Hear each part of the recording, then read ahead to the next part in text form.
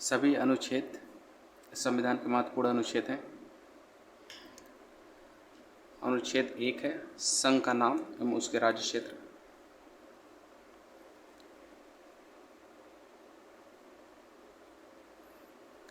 संघ का नाम और उसके राज्य क्षेत्र अनुच्छेद 2 में आता है नए राज्यों को स्थापना एवं प्रवेश।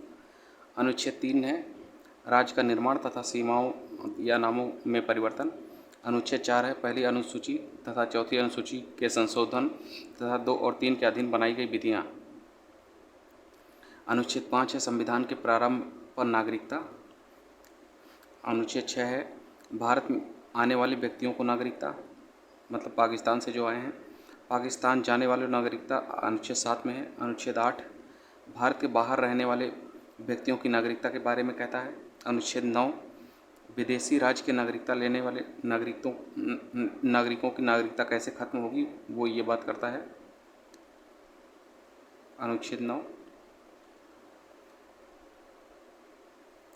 अनुच्छेद 10 कहता है नागरिकता के अधिकारों का बनाए रहना। अनुच्छेद 11 संसद द्वारा नागरिकता के लिए कानूनों का विनिमय करना। अनुच्छेद 12 राज्य की परिभाषा तय करना, राज्य मतलब देश।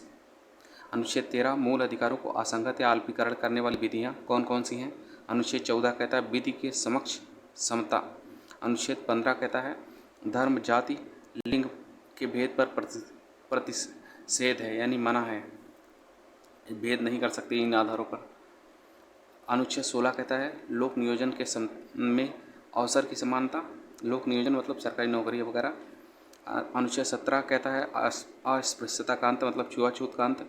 अनुच्छेद 18 कहता है उपाधियों का अंत, किसी भी तरह की उपाधि नहीं होगी। जैसे राजा राम मोहन राय को राजा की उपाधि अकबर द्वितीय ने दी थी, तो वो भी नहीं रहेगा। किसी तरह की कोई उपाधि नहीं रख सकते हैं, शिक्षा और सेना को छोड़कर। अनुच्छेद 19 वाक की स्वतंत्रता, यानी बोलने की आज़ादी। अनुच्छेद 20 है अपराधों के दोष सिद्धि के संबंध में संरक्षण।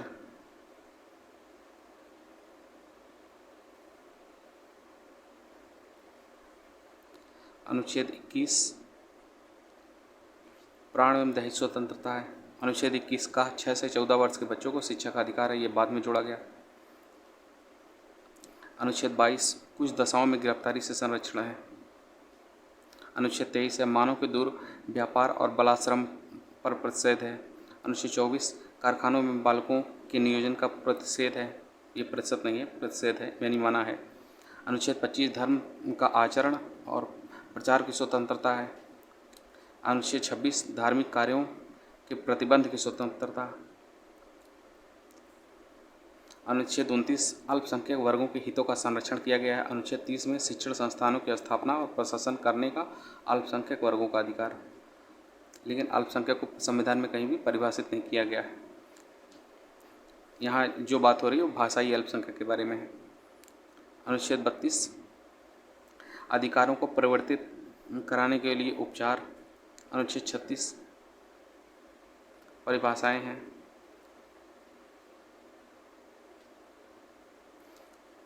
अनुच्छेद 40 ग्राम पंचायतों का गठन कैसे होगा। अनुच्छेद 48 कृषि और पशुपालन संगठन। अनुच्छेद 48 का पर्यावरण, वन तथा वन्य जीवों की रक्षा, ये भी DPSP में लाया गया। अनुच्छेद 49 राष्ट्रीय स्मारक स्थानों और वस्तुओं का संरक्षण। अनुच्छेद 50 कार्यपालिका से न्यायपालिका का पृथक्करण, यानी अलगाव।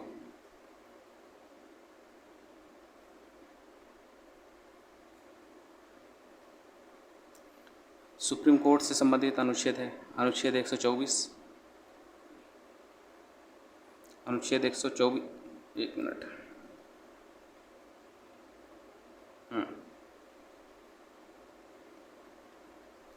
अनुच्छेद 124 है सर्वोच्च न्यायालय की स्थापना और संविधान। अनुच्छेद 125 है जजों का वेतन, सुप्रीम कोर्ट, हाई कोर्ट आदि के। अनुच्छेद 126 है कार्यवाहक मुख्य न्यायाधीश की नियुक्ति कैसे होगी। अनुच्छेद 127 तदर्थ न्यायाधीशों की नियुक्ति कैसे होगी।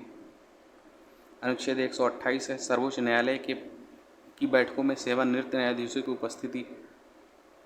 अनुच्छेद 129 कहता है सर्वोच्च न्यायालय रिकॉर्ड की अदालत होगी, यानी जो भी न्याय देगी सर्वोच्च अदालत, उसे ये रिकॉर्ड रखा जाएगा और लोअर अदालतों में फॉलो किया जाएगा।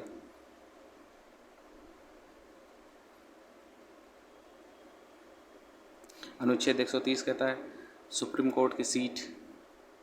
अनुच्छेद 131 कहता है सर्वोच्च न्यायालय का मूल क्षेत्राधिकार क्या होगा। अनुच्छेद 131 ए कहता है केंद्रीय कानूनों की संवैधानिक वैधता निरस्त के रूप में सवालों के संबंध में सर्वोच्च न्यायालय का विशेष अधिकार क्षेत्र है। अनुच्छेद 132 कहता है कुछ मामलों में उच्च न्यायालयों से अपील में सर्वोच्च न्यायालय का अपीली क्षेत्राधिकार अधिक है।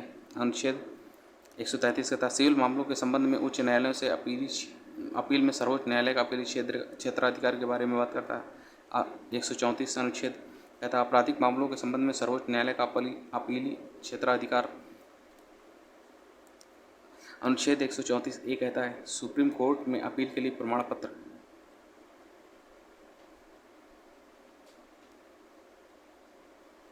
अनुच्छेद 135 सर्वोच्च न्यायालय द्वारा मौजूदा कानून के तहत संघीय कानून के क्षेत्राधिकार और शक्तियाँ। अनुच्छेद 136 कहता है सर्वोच्च न्यायालय द्वारा अपील करने के लिए विशेष अवकाश। अनुच्छेद 137 सर्वोच्च न्यायालय द्वारा निर्णयों या आदेशों की समीक्षा की जा सकती है। अनुच्छेद 138 सर्वोच्च न्यायालय के अधिकार क्षेत्र में वृद्धि। अनुच्छेद 139 कुछ रिट्स जारी करने के लिए सुप्रीम कोर्ट ऑफ पावर पर कन्वेंशन। अनुच्छेद 139 ए में कुछ मामलों का स्थानांतरण। अनुच्छेद 140 सर्वोच्च न्यायालय की सहायक शक्तियाँ। अनुच्छेद 141 सुप्रीम कोर्ट द्वारा घोषित कानून सभी अदालतों पर बाध्यकारी होंगे।